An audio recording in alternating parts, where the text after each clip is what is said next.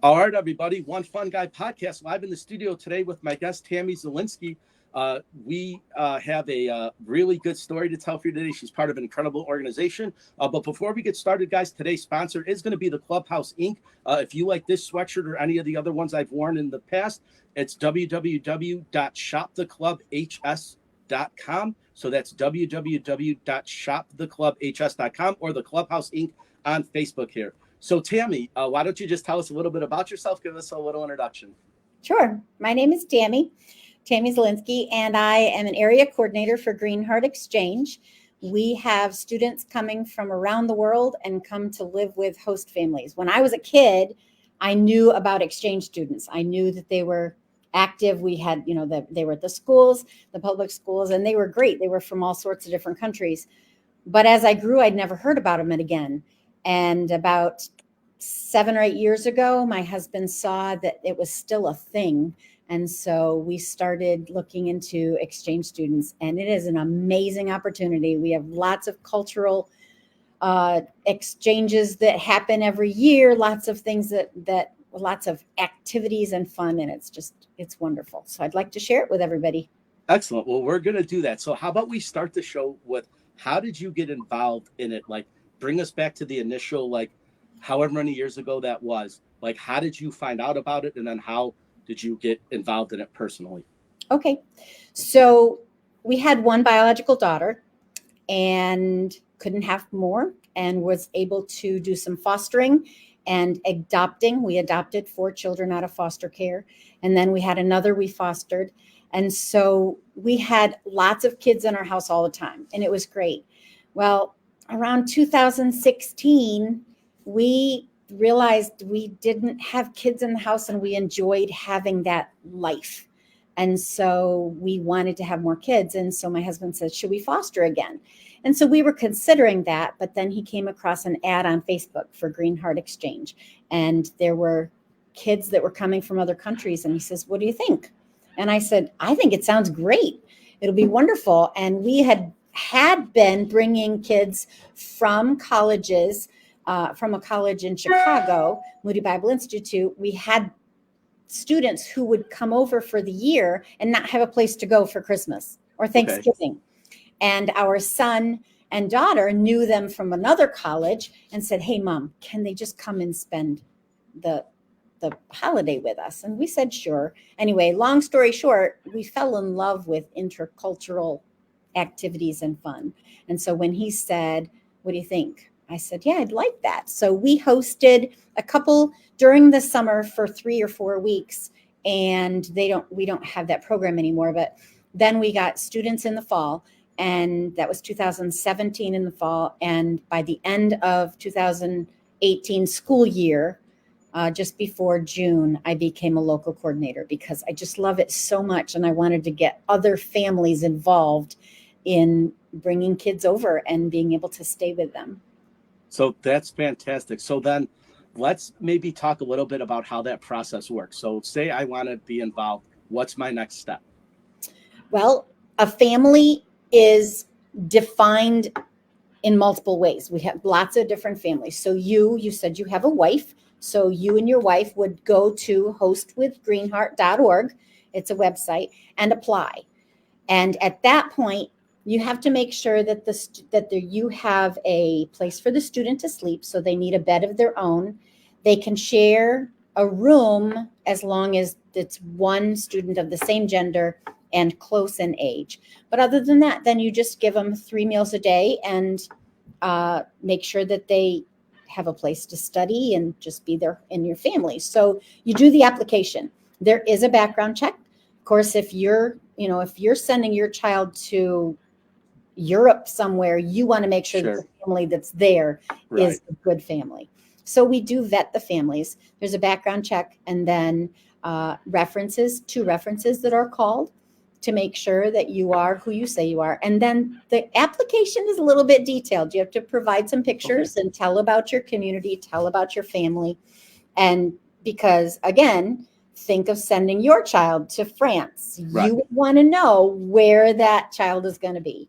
And so then after the application is done, there's a family interview. where the local coordinator comes to the home and meets with all the people that live in your home, make sure that everyone is on board, talk about the details, and the school in the area that is assigned, the public school, the high school that is assigned to your or to the family's address is the public high school where they would be allowed to go. Okay.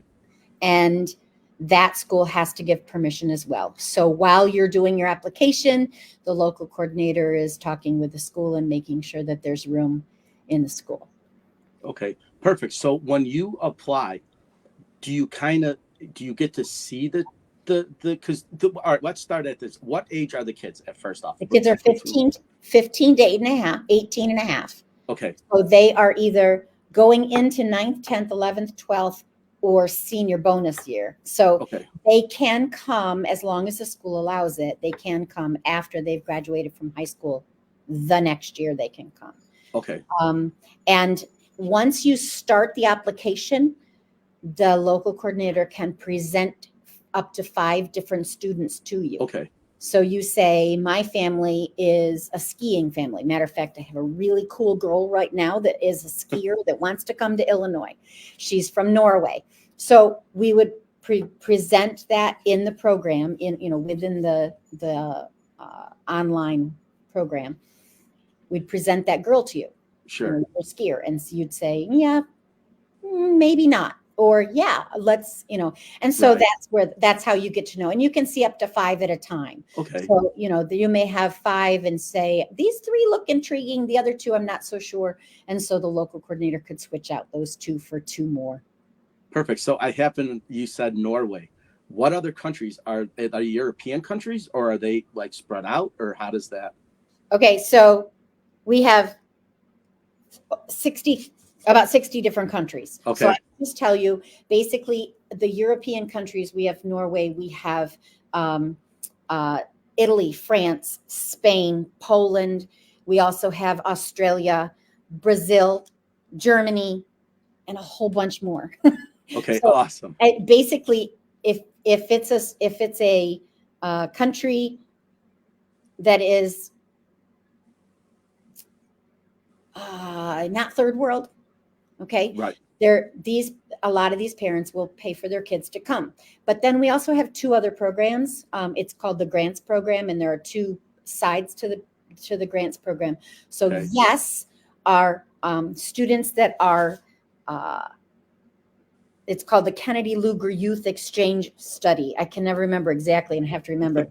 I have to read it. But it's basically countries that are primarily Muslim, and they're trying to get America to see and build relationships. Okay.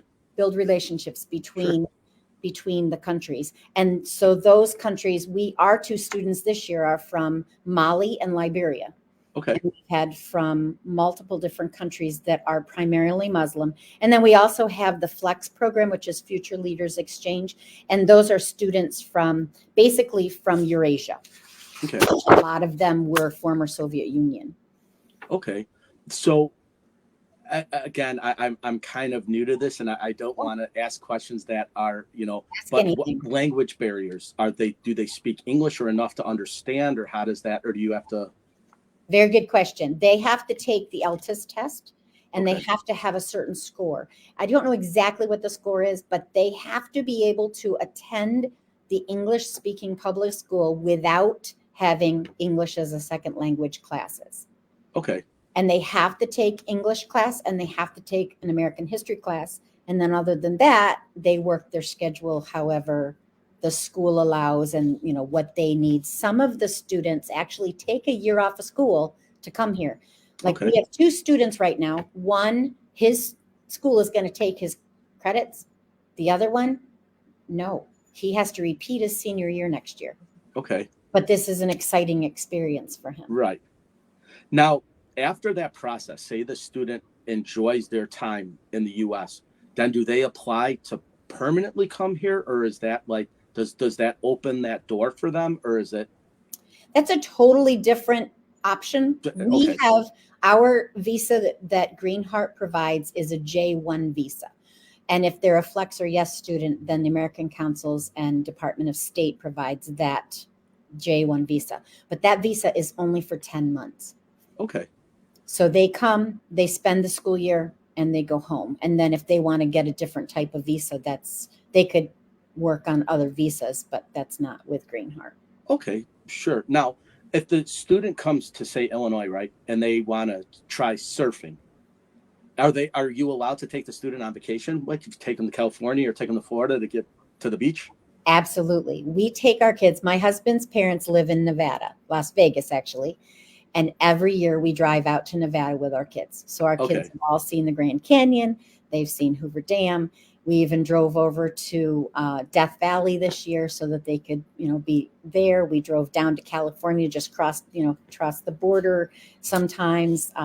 Yes, they are allowed to go on vacation. There are some things that you have to do, travel permission forms and things like that. Mm-hmm. But yes, you can take the students, or let's say you've planned a vacation and you're going on a cruise and you don't have the money or don't want to take your student with you. Then we work on having a respite, a person, Okay. a family. You would find a family, a friend that we Sure. can approve and vet for them to stay there. Okay, great. So now the process begins, right? So you've filled out the application, you've been accepted. The student agrees to come over. Then what is the next step? So once the student is approved by the school and the family is fully approved, and the family says, yes, I want this student, then that student is informed, and up to a week later, you have to sit and wait and fiddle your thumbs, because it's the hardest thing. You've been told, but we can't reach out for a week. Usually within a day or two, they reach out to the family. But anyway, then you just build a relationship. We have our 2 students for next year, and we've already started building a relationship with them via FaceTime or via internet of some sort, some way. Sure. And then they arrive within a week of the beginning of school next August. So Okay. our school begins the middle of August. So our kids will come about a week before. Okay. And so the process of them living with you said is about 9 months? It's 10 months. So it's 10 months. August through, Okay. well, it depends on how long your school year is. Okay. They can be here 7 to 10 days before the school year starts, and they can be here 7 to 10 days after the school year ends. So you can't plan to do a two-week vacation with them after school's out. Okay. You have to go home. Sure. So then you have a great experience with the child. You've traveled with them, you've taken them into your family. They leave. Obviously, you're kind of right to that point. What happens next? Are you allowed to keep in contact with them? Are you able to continue relationship with them? Follow them? Yes. So we have had the privilege of meeting with 2 of our exchange students. We have 2 every year, and we started in 2017. We were unable, for school reasons, to do it because of COVID, the 2021 to 2022 school year. I think that was right. Anyway, Okay. Because of COVID. Sure. But we have 2 students that we've been able to meet up with since. We have a student who's at Berkeley in California. Okay. And he knows that we go to Vegas every year, and he says, hey, Mom, Dad, can we come down? Can I come down? I'll fly down. Can I stay with you? Well, we were staying in an Airbnb and said, yep, you can sleep on the couch. Come on down. Okay. And we had a great couple of days with him. And then last year, one of our students was from Ukraine, and she actually is working with the YWCA and YMCA in Ukraine. And Okay. she had some kind of conference in Chicago. And we live an hour out of Chicago. And so she did the conference and then came to our house for a week. And it was wonderful. Oh, But that's we keep in fantastic. contact. We actually started a big group, Facebook Messenger group Okay. with all of our kids that are on Facebook. And so, matter of fact, one of our kids from Tajikistan is currently in an area that he's in Dubai, and they had Okay. that flooding. Yeah. And so one of our other sons reached out and say, hey, brother, how are you doing? Are you safe? And they've never met. Right. But they're brothers. Right. House. So, speaking of brothers and sisters, so say a child is 16 and has a 13-year-old sibling. They want to get involved. Can you make that connection happen, since you've already kind of exchange and you know the family. So would you? Can they make that or happen, or is it all kind of luck of the draw? Well, if it's a family that comes as a fee-based student, yes, that's called a direct placement. Okay. Absolutely. That happens a lot. If they're a student through the Department of State with American Councils, the Flex and Yes program, that's a little trickier. And I'm not Okay. sure what the answer is to that, because I know that we had a student who was here 3 years ago and her brother's here, but he's not with us. Right. He's Okay. in Arkansas. All right. So, and then going, I guess, on top of that question is, so then the student comes, they're probably a little homesick, right? Obviously, they've flown here. Some of them, it might be their first time in the US or outside of their country. How does that, like, how do you navigate those first few days? So the partner that we work with in their country talks about it, and we talk about it at orientations, where the big important thing for these kids is tell your family and friends that you're experiencing America. You don't want to experience France in America. You want to experience America in America. If they are constantly reaching home to their, like I'm making up France, if they're constantly reaching home to their family, and calling every night or calling every couple of days or whatever, it does cause homesickness. Okay. And so we try to encourage them. Number one, don't reach out to home more than a couple of times a month. Okay. And that's hard at first. They're excited, but we talk about the fact that homesickness is a very normal response. And if they see that they're feeling like they want to sleep all the time or any of the depression symptoms, then they need to talk with their host family, talk to their local coordinator, try to talk it out, not hide it. And we try to get the families to realize that if they are doing things as families and encouraging them to not do the constant calling home and texting home, they will do much, much better. And usually they get through it. I had a student last year that was devastatingly homesick. I mean, he was really, really having a hard time. And once we told him and got him to understand, it was like October or November, we finally got him to understand that calling home constantly is what's killing you. He finally stopped. But when he left at the end of the year, he wrote me a note and said, Tammy, thank you so much for pushing that, because I had the most amazing year and it wouldn't have happened if I had been calling home all the time. Yeah, that's a great story. So the kids that come over, obviously high school is probably very much different in the US than it is wherever they're from. How does the student make that adjustment? Because they come home, how was school? School was okay. School was great. How do you navigate that they're comfortable in their schooling environment and that they're not getting, either bullied or picked on or any of the other stuff, because it happens everywhere. But like I said, high school here is probably very much different than it is where they're from. It's very different. In multiple ways, it's very different. We encourage the families to talk about it a lot. Ask constantly say, hey, we're having chicken tonight. What would be a normal dinner for you? So you talk about that. Well, school's the same way. Hey, you went to school today. You've had 3 or 4 days now. Tell me the differences and similarities. And almost always it's entirely differences. Right. Including, I hate to talk down about our American schools. I hear you. American schools allow a lot of back talking and a lot of disrespect that our kids are just flabbergasted. They cannot understand how it is that. And so I just say simply, you just need to realize it's a different culture. And one very important phrase that we try to teach them is that each culture is different, not necessarily right. Correct. So because they do such and such in their country and we do it differently, it doesn't mean that theirs is right or ours is right. It means they're different. And that's okay. Yeah. It's okay to be different. Now, we also tell our kids, better not hear that you're mouthing back. Right, right. They wouldn't dream of it, Okay. But So let's touch on the extracurricular activities, right? So say a kid comes over and he's phenomenal at soccer or good at football or great at baseball. Will the schools let them participate in sports? yes, Okay. there are some times when they can't. I know that that the schools, it depends on the school. But last year we had a girl come who really, really wanted to be on the cheerleading team. And she was good. But the cheerleading team had already been chosen. Mm-hmm. But because she was an exchange student, that school allowed her to join. Okay. And she really enjoyed it.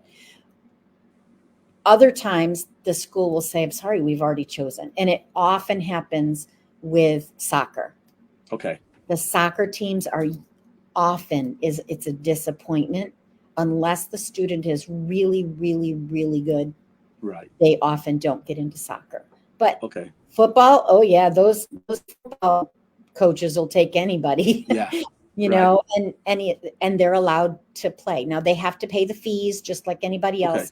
By the way, there is no tuition for a public school. Well, an exchange student here on a J-1 visa doesn't pay tuition either, but there are fees.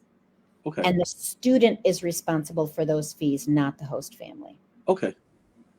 And so Usually let's say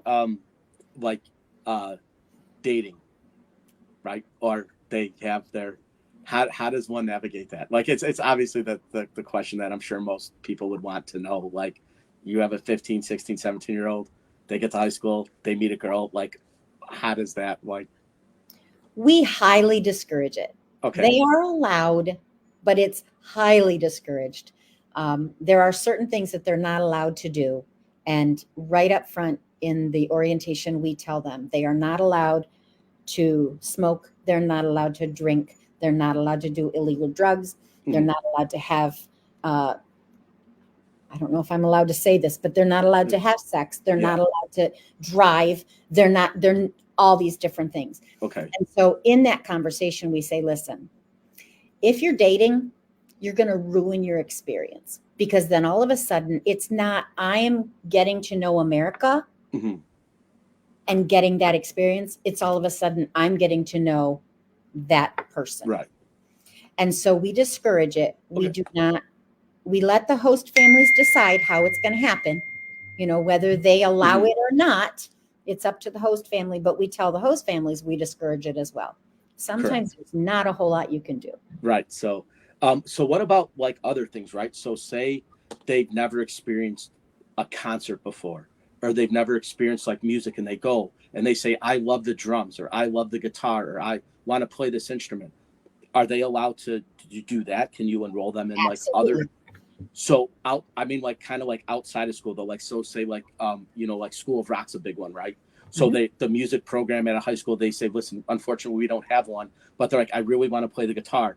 Can you get them lessons outside of that? Is that stuff encouraged? Are they allowed to do that? Very much so. We had a girl from Germany. She came. She is on a volleyball team in Germany. She wanted to be on volleyball. We enrolled her in Top Flight down in Elgin. Okay. They didn't have a volleyball team for her to go to at the school, Sure. or to be on. So yes, absolutely. And sometimes we try to find families. Like I will present dancers who are serious about dancing. Some of these kids say, I dance 5 days a week, or I dance, 2 hours every day or whatever. I take classes. I've taken classes since I was 4. So I will try to find a dance studio who will promote the student. And then the dance studio will get the benefit of that student wanting to pay for classes to be part of the dance team while they're here too. Well, that's not the host family's cost. Right. So, and then obviously I'll ask another controversial question, right? So with music and movies, are they allowed not to watch certain things or listen to certain things, or is just kind of you embrace the American culture, like, you dive right in? The host family is the host family. Okay. They can't do anything illegal. Like, so if they're not of age, they can't go see a movie that's not the age. But the host family is the host family. If the host family doesn't do movies or doesn't do PG-13 or whatever, if they don't do movies, then the student doesn't do movies. Okay, because I know there's certain like genres of movies that in like Europe are banned where they're allowed here. So like ultra violent movies or like, war movies or things like that where they can't get them. They're readily here. And, when you see that stuff, sometimes it's a kind of a culture shock that we allow blood splatter in our movies and they don't. Yeah. Well, that is the host family's decision. Okay.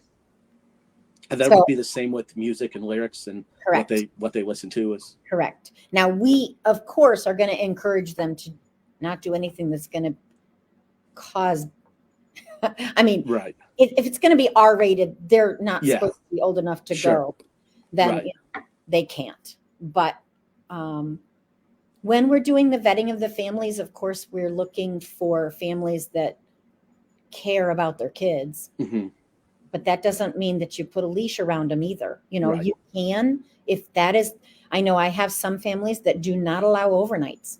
Okay. And so those exchange students never are allowed to do overnights. And we just tell the kids, listen, this is the family. You've been chosen, come to this family. And there's rarely a problem with that. Sure. I can imagine. I was just kind of curious as that, like, because as a 16-year-old kid, like when I was in high school, the big movie was Halloween. That the new one had just come out. We all wanted to go and we were all underage, but we're like, when there's a will, there's a way, and we all went. And it was just kind of one of those things where it was like, I would imagine coming from a country where those movies aren't seen, that would be a pretty big thing to see, a serial killer wearing a mask on a big screen where it would, might kind of make them question. Bigger thing is the concerts. Yeah.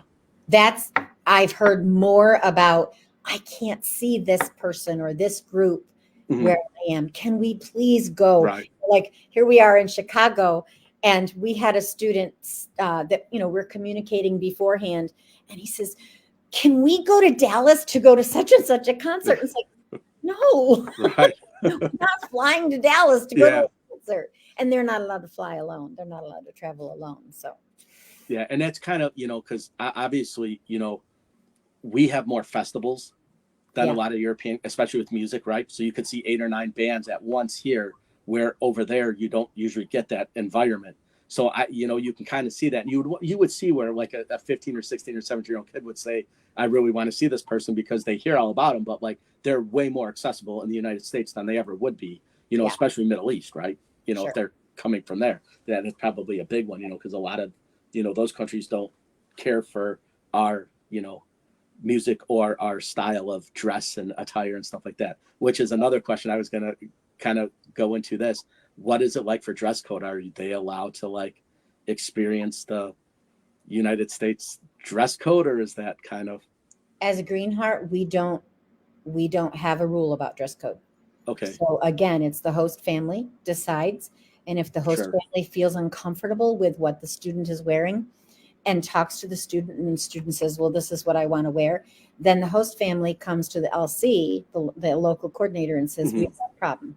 Okay. And so then we discuss it with them and they just, if it's inappropriate, you just can't. Now, if it's appropriate, but the host family is a little bit stricter than a typical family, then we might say, you know what? Let's talk about a compromise here. Okay. So with the euro especially being a little bit more than the US dollar is now, if they come here and they say, let's say for instance, they want a pair of like, it's a girl, she wants a Versace bag and they could afford to buy one and it's cheaper here than it is there. Are they allowed to make big purchases like that? Is that kind of? And they do it. Okay. We had a student from Thailand. He came over with these really expensive shoes. And you don't wear winter coats in Thailand. But he bought 2 or 3 pair of $850 shoes. 2 or 3 of them. And 3 winter coats at like $300 a coat. Okay. When he left, he just gave them to his friends. All right. They were thrilled. Yeah. He took a couple of shoes with him, but He doesn't need all those shoes, and he also didn't need a winter coat in Thailand. Sure. So that's, it's They are weird like, because when you see like, the Asian cultures, especially, right? They are very well dressed and they don't mind spending money on those kind of things. And so when somebody comes to the United States for the first time, they're used to their culture, right? So they get off the plane, they might have a a $4,000 MacBook, and they might have, because that's what they're used to getting in there. When they come here, how does that stuff work? Is there stuff like protected, insured, things like that, like in case something happens? that's up to them and their natural Okay. parents.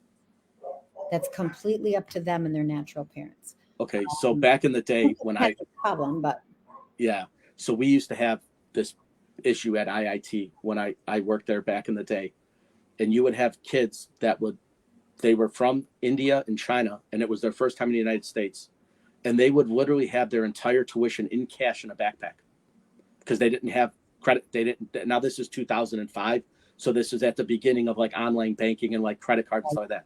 But they would have a backpack full of cash that they would go to the admissions office and say, "Here's my tuition," and they would pull out the cash and they would hand it to them.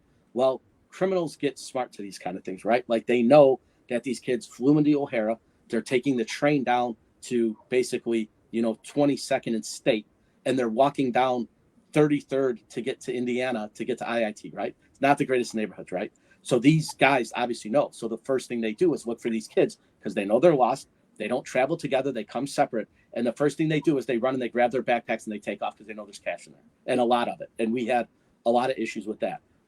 Is there certain dollar restrictions that they can come with, or certain things that you tell them not to do just to protect them when they get here?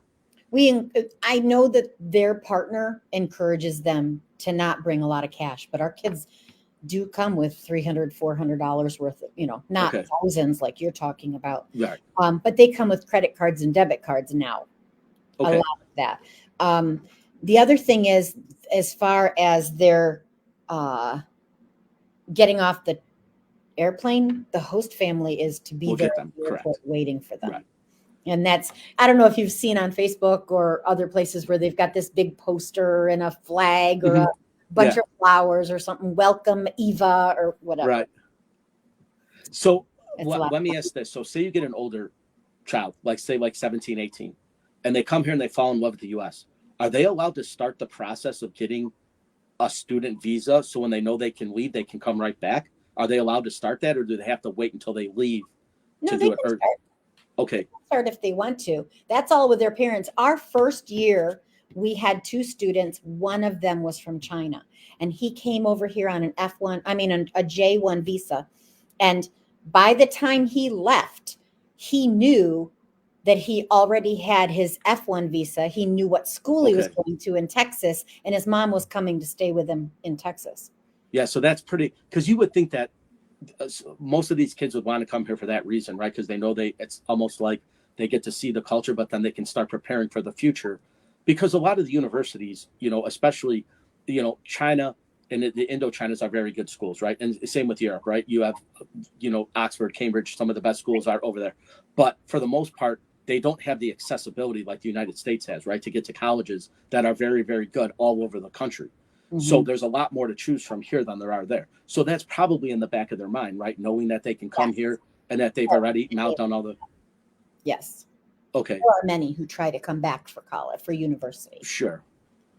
And I'd imagine that it works pretty well, right? Because we're pretty accepting to kids getting student visas all the time to come here.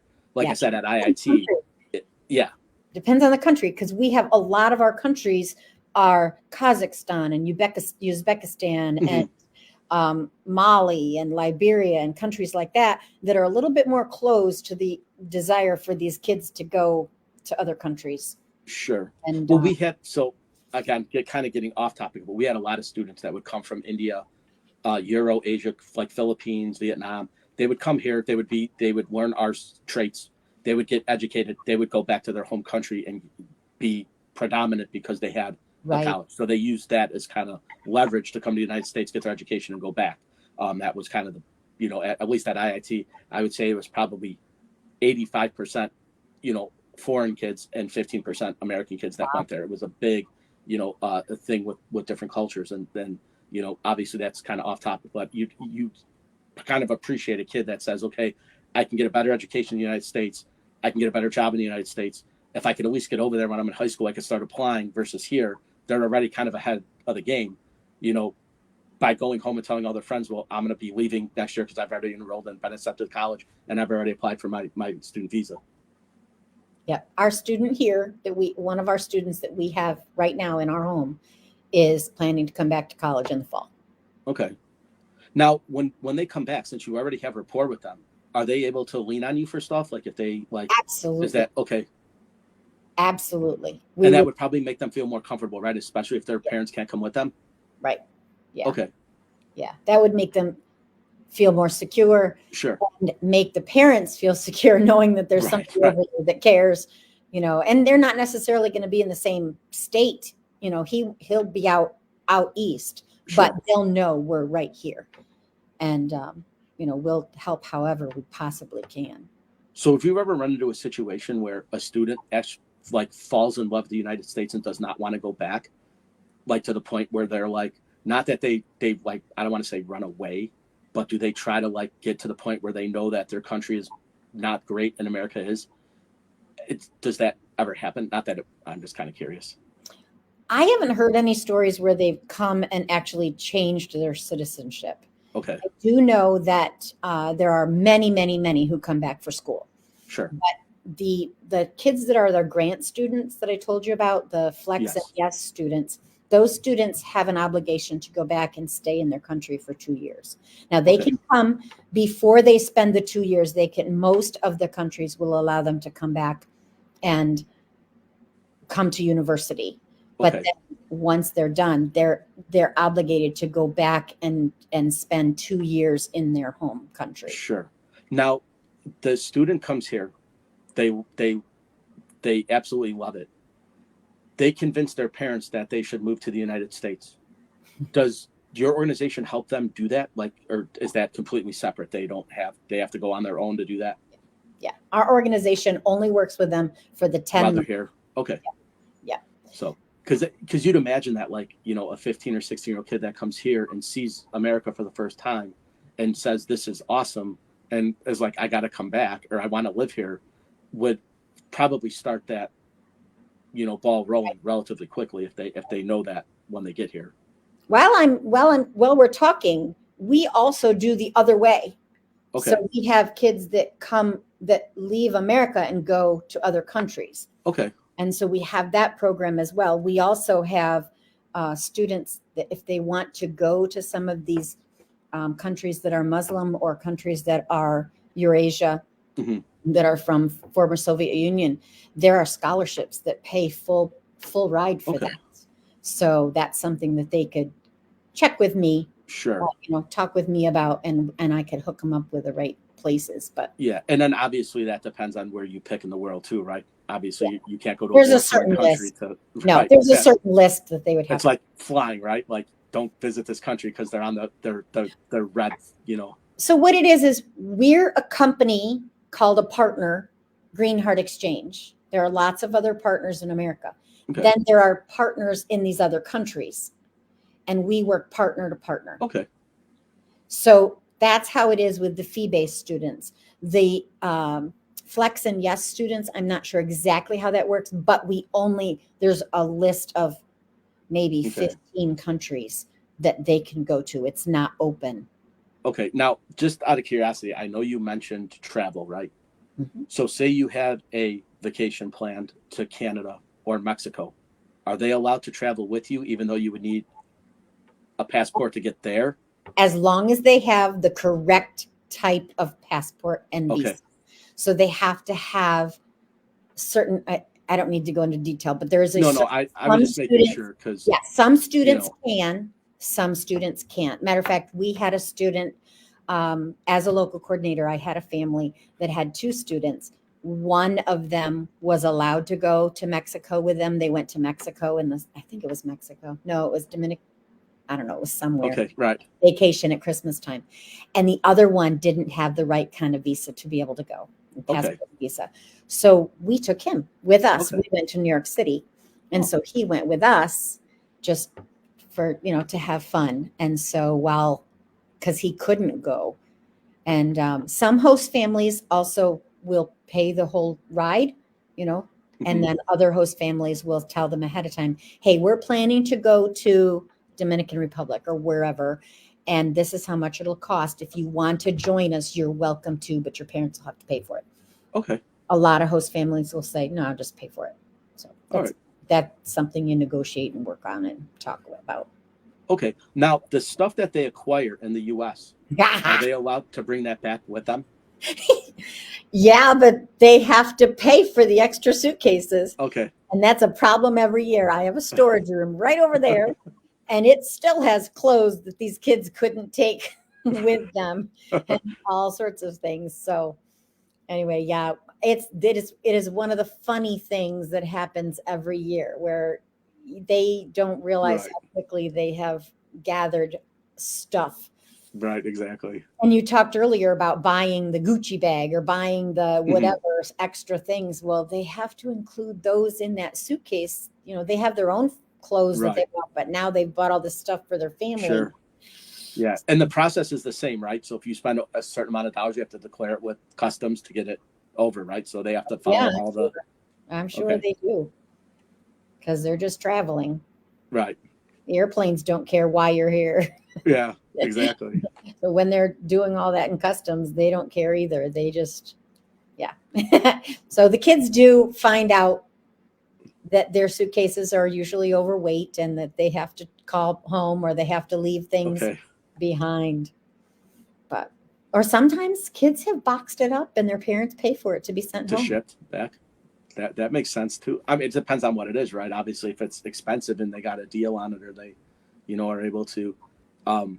So on the grand scale of things, the organization that you're with, so Greenheart sets up everything. So a couple or a single individual says, I want to take one of these kids in. They go to the greenheartexchange.org, the one I'll pin, and then they start the process from there, right? Greenheart.org. Right. And then that's how they start the process, correct? So if they wanted to do it. Correct. Hostwithgreenheart.org. Or email me, tammyzilinski@me.com. I'm happy to direct them in the right direction as well. We also have families that are referred by other families, and we give a $300 gift card to a family who has referred a family, and they end up hosting with us. Okay. And so just out of curiosity, I don't know if we touched on it, from the time they start the application till the time that they could actually get the child is about how long does that process take? Depends on how much they want. I mean, I've had families that drag it out for a month. Have other families that have done it in 2 days. Okay. Application is detailed, but it doesn't take more than an hour to do. Okay, great. Pictures of all the places, you have to have a picture of their bedroom and the bathroom that they'll use and the kitchen and front yard, back, just various different things you need pictures of. Okay. References, if you tell your references, hey, you're going to get a call from the local coordinator, please answer the call. And then the school, most of the schools right now are still accepting students for next year. We have a few. Yorkville is one of them that has an early deadline. Right. So Yorkville, I would love to get some families, but it'll be for the 25-26 school year, not the 24-25 school year. Okay. And that would have to be settled early fall next year. Okay. But it's really it's not a terribly difficult thing to do. Okay. You just do all the things that have to be done, and you could have it done in a day or two. Absolutely. So that's fantastic. So we're getting close to the time. Is there any other websites that besides the one you mentioned or the email, can they find you on Facebook? Can they find Greenheart on Facebook if they just happen to not see this live or they want to come back to it? Or because I'll plug everything for you just so they know. But if there's, somewhere in case for whatever reason they're watching it through somebody else and they don't have access to it, is there anything else you want to plug for them? On Facebook, Foreign Exchange Dundee is my page, but Greenheart Exchange has a page that's a really good one. I try to post in all the different groups, but basically the best way is either to email me at tammyzilinski@me.com or go to hostwithgreenheart.org. Those are the best ways to connect. Perfect. And I will, like I said, I know that if you're not watching the video now live, I will post this video in about probably 5 minutes after it'll stay on my Facebook page, because I'll say, do you want to accept it for 30 days? But I will link it up to my YouTube channel, guys. So it's One Fun Guy on YouTube. If you just search the general search, I'll pop up. Or if you just copy my link at the bottom, which is youtube.com/@onefunguy, I'll directly pop up.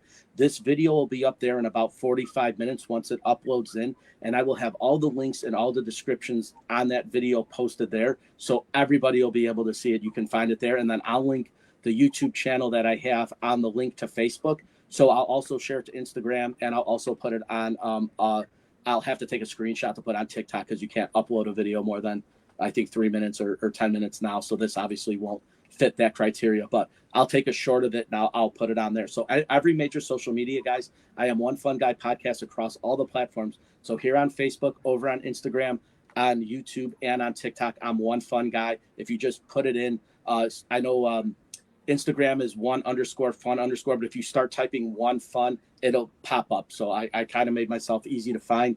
And then Tammy, thank you so much for being a guest. You did a great job representing Greenheart. I'm sure they're going to be proud of you for this one. Thank you so much. I just want to make it clear that there are, as of this morning, there are still 450 kids waiting to find out who their host family will be. So we need host families. Okay, perfect. So like I said, I will pin this on YouTube, and I'll make it a premiere. That way everybody can see it. So if you happen to catch this later tonight, guys, and you didn't catch it live, it'll be up there. But I will link everything over to my YouTube channel where it'll be, and then the descriptions for everything will be in that link on YouTube. So you'll be able to find me or Tammy. And if you can't reach out, send us messages. We will respond back, and I will get you in the right direction. If you can't find Tammy on social media, but you know where I am, just send me a message and I will get you over to her, and we'll link it up for sure that way. Thank you so much. This is all right, Tammy. Well, thank you for being a guest. I really appreciate it. And, maybe, I always tell my guests down the road in a few months or so, we'll have you back on. We'll see if you placed any kids, and we'll go Super. from there. Maybe we'll do a follow-up with you as well. Absolutely. I would love Okay, that. Great. Well, thank you so much, Tammy, for being a guest. And once again, guys, I'm One Fun Guy Podcast. You can find me on all the social media platforms here on Facebook, YouTube, Instagram, and TikTok. So One Fun Guy Podcast. Thank you again, Tammy, for being a guest. And this video will be posted on YouTube in about an hour. So thank you again. Thank you, Tammy. And we'll see you guys next week with our next guest.